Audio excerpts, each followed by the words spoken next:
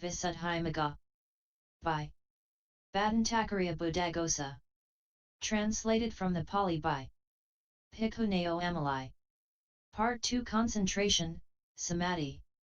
Chapter 6. Foulness as a meditation subject. Uddhumataka. General definitions. 178 Now, 10 kinds of foulness, as corpses without consciousness, were listed next after the kasioas, thus, the bloated, the livid, the festering, the cut up, the gnawed, the scattered, the hacked and scattered, the bleeding, the worm infested, a skeleton. 3.105. The bloated, it is bloated, uddhumata, because bloated by gradual dilation and swelling after, uddhaí, the close of life, as a bellows is with wind. What is bloated, uddhumata, is the same as the bloated, uddhumataka. Or alternatively, what is bloated, uddhumata, is vile, kucchita, because of repulsiveness, thus it is the bloated, uddhumataka. This is a term for a corpse in that particular state. 2. The livid, what has patchy discoloration is called livid, vinìla. What is livid is the same as the livid, vinìlaka. Or alternatively, what is livid, vinìla, is vile, kucchita, because of repulsiveness, thus it is the livid, vinìlaka. Point 1. This is a term for a corpse that is reddish-coloured in places where flesh is prominent, whitish-coloured in places where pus has collected, but mostly blue-black, nìla, as if draped with blue-black cloth in the blue-black places. 3. The festering, what is trickling with pus in broken places is festering, vipubba. What is festering is the same as the festering, vipubaka. Or alternatively, what is festering, vipubba, is vile, kucchita, because of repulsiveness, thus it is the festering, vipubaka. This is a term for a corpse in that particular state. 4. The cut up, what has been opened up by cutting it in two is called cut up, kucchita. What is cut up is the same as the cut up, kucchitaka. Or alternatively, what is cut up, kucchita, is vile, kucchita, because of repulsiveness, thus it is the cut up, kucchitaka. This is a term for a corpse cut in the middle.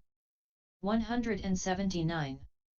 5. The gnawed, what has been chewed here and there in various ways by dogs, jackals, etc., is what is gnawed, kucchita. What is gnawed is the same as the gnawed, kucchitaka. Or alternatively, what is gnawed, kucchita, is vile, kucchita, because of repulsiveness, thus it is the gnawed, kucchitaka. This is a term for a corpse in that particular state. 6. The scattered, what is strewed about, vividhi, is scattered, kucchita. What is scattered is the same as the scattered, kucchitaka. Or alternatively, what is scattered, kucchita, is vile, kucchita, because of repulsiveness, thus it is the scattered, kucchitaka. This is a term for a corpse that is strewed here and there in this way, here a hand, there a foot, there the head, cfmi 58. 7. The hacked and scattered, it is hacked, and it is scattered in the way just described, thus it is hacked and scattered, uddhumataka. This is a term for a corpse scattered in the way just described after it has been hacked with a knife in a crow's foot pattern on every limb. 8. The bleeding, it sprinkles, kirti, scatters, blood, lohita, and it trickles here and there, thus it is the bleeding, lohitaka. This is a term for a corpse smeared with trickling blood. 9. The worm infested, it is maggots that are called worms, puuva, it sprinkles worms, kirti, thus it is worm infested, puuvaka. This is a term for a corpse full of maggots. 10. A skeleton, bone, uddhaí, is the same as skeleton, uddhika. Or alternatively, bone, uddhaí, is vile, kucchita, because of repulsiveness, thus it is a skeleton, uddhika. This is a term both for a single bone and for a framework of bones. 11. These names are also used both for the signs that arise with the bloated, etc., as their support, and for the jhanas obtained in the signs. The bloated. 12. Herein, when a meditator wants to develop the uddhana called of the bloated by arousing the sign of the bloated on a bloated body, he should in the way already described approach a teacher of the kind mentioned under the earth kasio and learn the meditation subject from him. In explaining the meditation subject to him, the teacher should explain it all, that is, the directions for going with the aim of acquiring the sign of foulness, the characterizing of the surrounding signs, the 11 ways of apprehending the sign, the reviewing of the path gone by and come by, concluding with the directions for absorption. And when the meditator has learned it all well, he should go to an abode of the kind already described and live there while seeking the sign of the bloated. 13. Meanwhile, when he hears people saying that at some village gate or on some road or at some forest's edge or at the base of some rock or at the root of some tree 180 or on some charnel ground a bloated corpse is lying, he should not go there at once, like one who plunges into a river where there is no ford. 14. Why not? Because this foulness is beset by wild beasts and non-human beings, and he might risk his life there. Or perhaps the way to it goes by a village gate or a bathing place or an irrigated field, and there a visible object of the opposite sex might come into focus.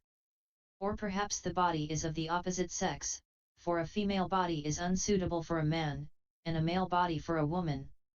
If only recently dead, it may even look beautiful, hence there might be danger to the life of purity. But if he judges himself thus, this is not difficult for one like me, then he can go there.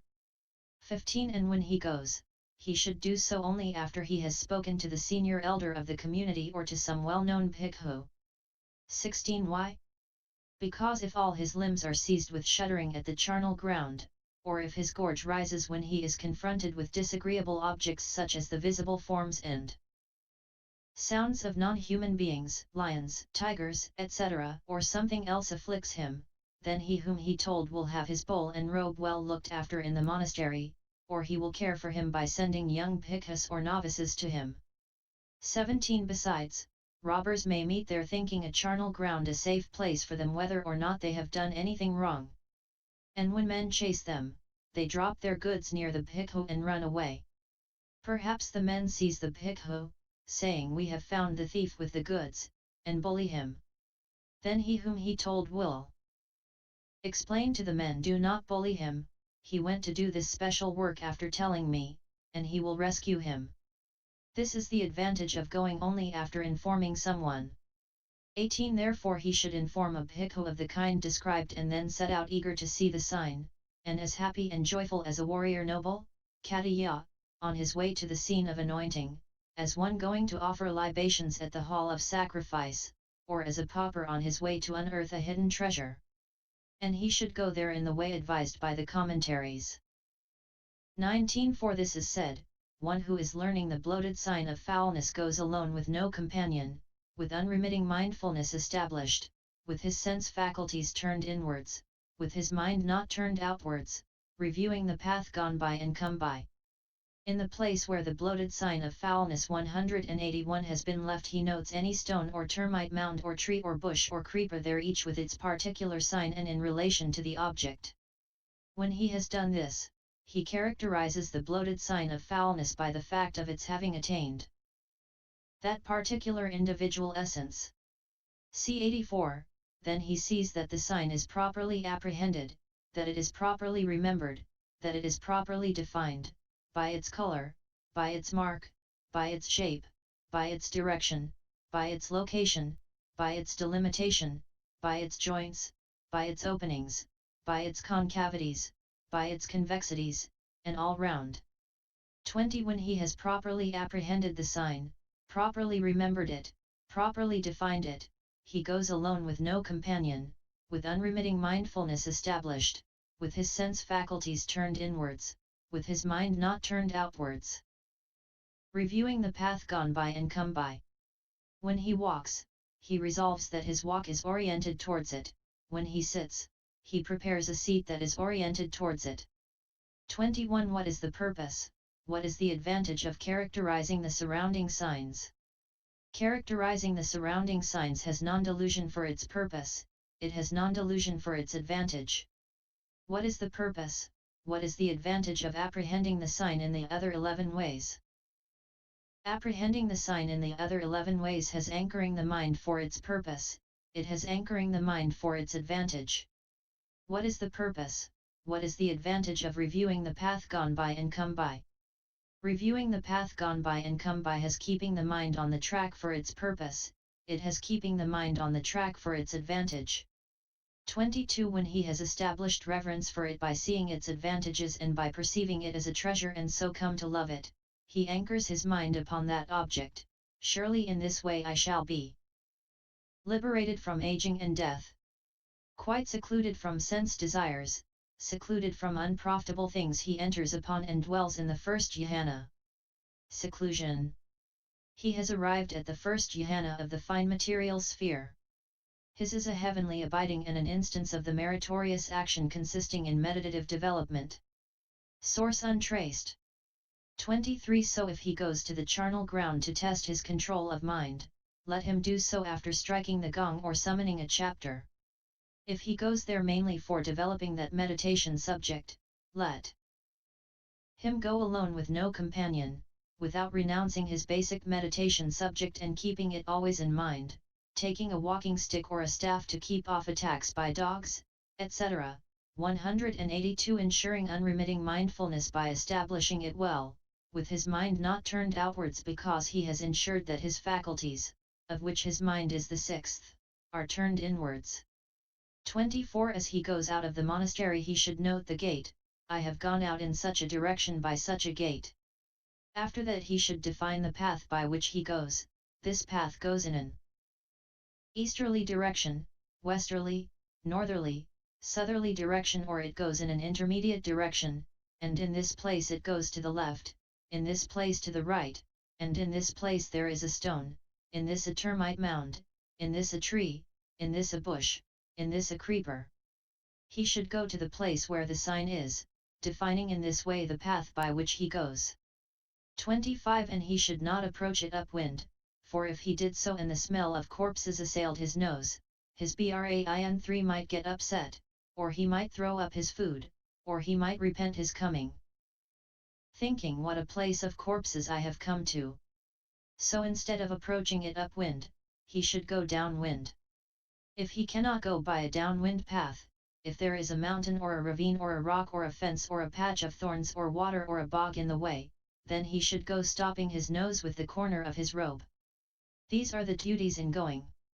26 When he has gone there in this way, he should not at once look at the sign of foulness, he should make sure of the direction. For perhaps if he stands in a certain direction, the object does not appear clearly to him and his mind is not wieldy.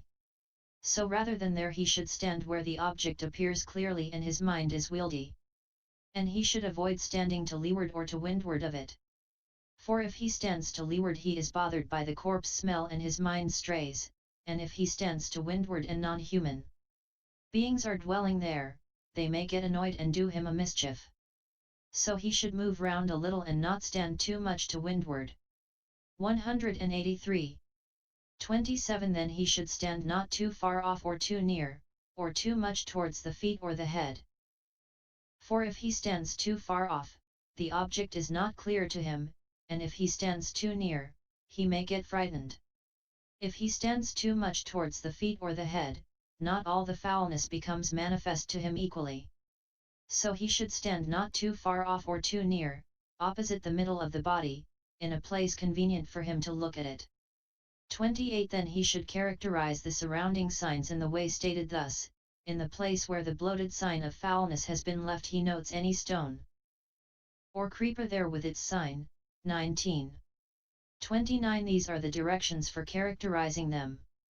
If there is a rock in the eye's focus near the sign, he should define it in this way, this rock is high or low, small or large, brown or black or white, long or round, after which he should observe the relative positions thus, in this place, this is a rock, this is the sign of foulness, this is the sign of foulness, this is a rock. 30 If there is a termite mound, he should define it in this way, this is high or low, small or large, brown or black or white, long or round, after which he should observe the relative positions thus, in this place, this is a termite mound, this is the sign of foulness. 31. If there is a tree, he should define it in this way, this is a peepal fig tree or a banyan fig tree or a kakaka fig tree or a kapitha fig tree, it is tall or short, small or large, black or white, after which he should observe the relative positions thus, in this place, this is a tree, this is the sign of foulness. 32. If there is a bush, he should define it in this way, this is a sindhi bush or a karamanda bush or a kayoavara bush or a kora-odaka bush, it is tall or short, small or large, after which he should observe the relative positions thus, in this place, this is a bush, this is the sign of foulness. 33. If there is a creeper, he should define it in this way, this is a pumpkin creeper or a gourd creeper or a brown creeper or a black creeper or a stinking creeper, after which he should observe the relative positions thus, in this place, this is a creeper, this is the sign of foulness, this is the sign of foulness, this is a creeper. 34. Also with its particular sign and in relation to the object was said, 19, but that is included by what has just been said, for he characterizes it with its particular sign when he defines it again and again, and he characterizes it in relation to the object when he defines it by combining it each time in pairs thus, this is a rock, this is the sign of foulness, this is the sign of foulness, this is a rock. 35. Having done this, again he should bring to mind the fact that it has an individual essence, its own state of being bloated, which is not common to anything else, since it was said that he defines for it by the fact of its having attained that particular individual essence. The meaning is that it should be defined according to individual essence, according to its own nature, as the inflated 5 the bloated. Having defined it in this way, he should apprehend the sign in the following 6 ways, that is to say, 1. By its color, 2. By its mark, 3. By its shape, 184, 4. By its direction, 5. By its location, 6. By its delimitation. How? 36. 1. The meditator should define it by its color thus, this is the body of one who is black or white or yellow-skinned. 37. 2. Instead of defining it by the female mark or the male mark, he should define it by its mark thus, this is the body of one who was in the first phase of life, in the middle phase, in the last phase. 38. 3. By its shape, he should define it only by the shape of the bloated thus, this is the shape of its head, this is the shape of its neck, this is the shape of its hand, this is the shape of its chest, this is the shape of its belly, this is the shape of its navel, this is the shape of its hips, this is the shape of its thigh, this is the shape of its calf, this is the shape of its foot. 39. 4. He should define it by its direction thus, there are 2 directions in this body, that is, down from the navel as the lower direction, and up from it as the upper direction. Or alternatively, he can define it thus, I am standing in this direction, the sign of foulness is in that direction. 40. 5. He should define it by its location thus, the hand is in this location, the foot in this, the head in this, the middle of the body in this. Or alternatively, he can define it thus, I am in this location, the sign of foulness is in that. 41. 6. He should define it by its delimitation thus, this body is delimited below by the soles of the feet, above by the tips of the hair, all round by the skin, the space so delimited is filled up with 32 pieces of corpse. Or alternatively, he can define it thus, this is the delimitation of its hand, this is the delimitation of its foot, this is the delimitation of its head, this is the delimitation of the middle part of its body. Or alternatively, he can delimit as much of it as he has apprehended thus, just this much of the bloated is like this. 42. However, a female body is not appropriate for a man or a male one for a woman, for the object, namely, the repulsive aspect, does not make its appearance in a body of the opposite sex, which merely becomes a condition for the wrong kind of excitement. 6. To quote the Mahihima commentary, even when decaying 7 a woman invades a man's mind and stays there. That is why the sign should be apprehended in the 6 ways only in a body of the same sex.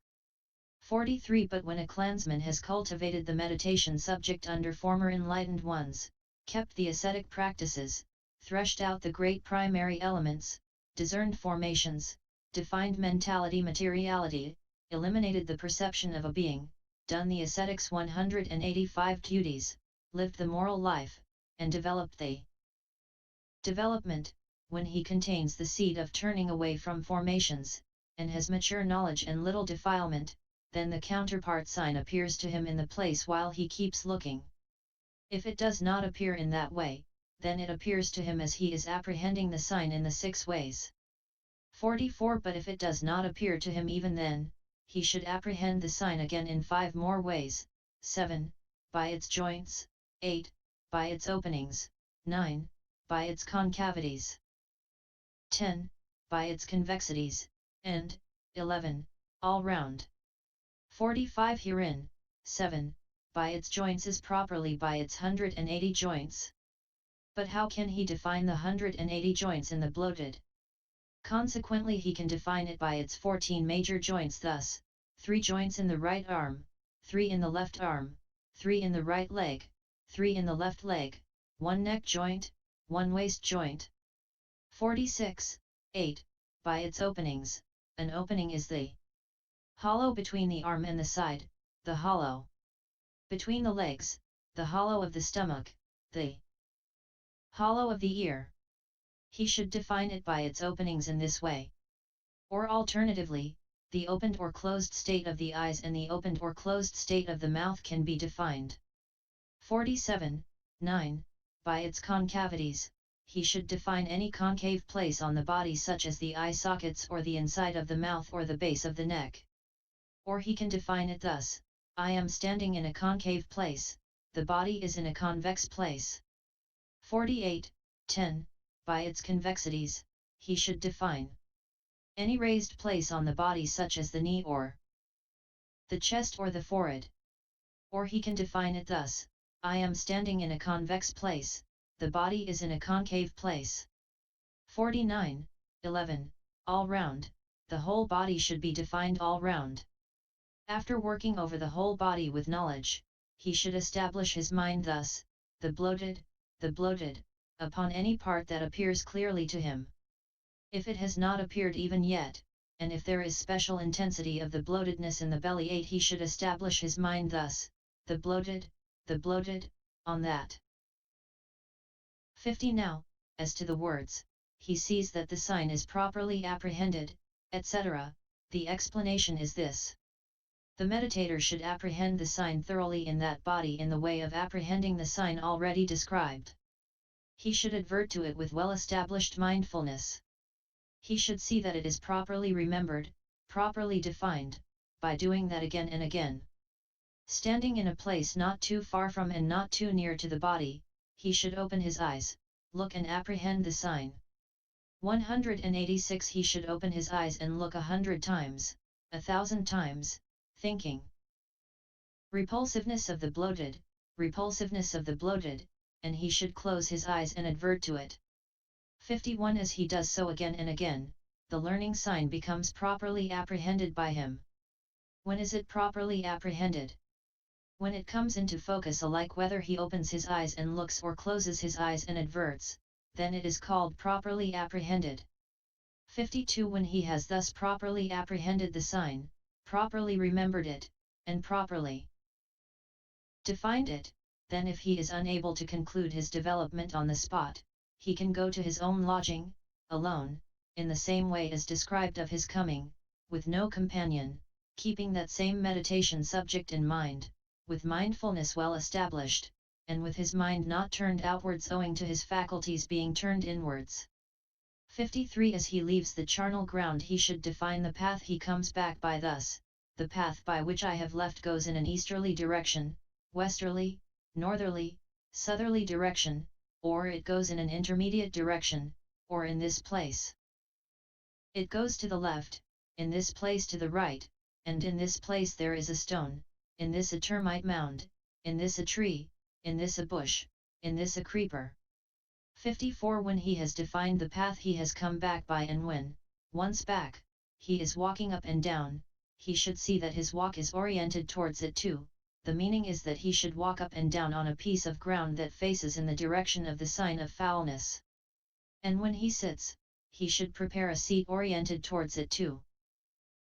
55 But if there is a bog or a ravine or a tree or a fence or a swamp in that direction, if he cannot walk up and down on a piece of ground facing in that direction, if he cannot prepare his seat thus because there is no room for it, then he can both walk up and down and sit in a place where there is room, even though it does not face that way, but he should turn his mind in that direction.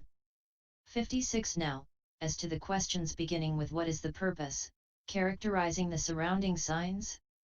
The intention of the answer that begins with the words, has non-delusion for its purpose, is this: if someone goes at the wrong time to the place where the sign of the bloated is, and opens his eyes for the purpose of apprehending the sign by characterizing the surrounding signs, then as soon as he looks the dead body appears 187 as if it were standing up and threatening 9 and pursuing him, and when he sees the hideous and fearful object, his mind reels, he is like one demented, gripped by panic, fear, and terror, and his hair stands on end. For among the 38 meditation subjects expounded in the texts, no object is so frightening as this one. There are some who lose jhana in this meditation subject. Why? Because it is so frightening. 57 So the meditator must stand firm.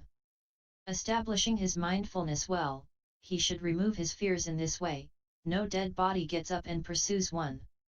If that stone or that creeper close to it were to come, the body might come too, but since that stone or that creeper does not come, the body will not come either. Its appearance to you in this way is born of your perception, created by your perception. Today, your meditation subject has appeared to you. Do not be afraid, Bhikkhu. He should laugh it off and direct his mind to the sign. In that way he will arrive at distinction. The words characterizing the surrounding signs has non-delusion for its purpose are said on this account. 58 To succeed in apprehending the sign in the 11 ways is to anchor the meditation subject. For the opening of his eyes and looking conditions the arising of the learning sign, and as he exercises his mind on that the counterpart sign arises, and as he exercises his mind on that he reaches absorption. When he is sure of absorption, he works up insight and realizes arahantship. Hence it was said, apprehending the sign in the other 11 ways has anchoring the mind for its purpose.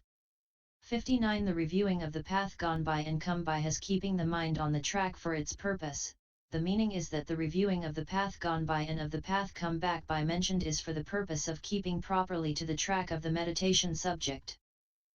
64 If this bhikkhu is going along with his meditation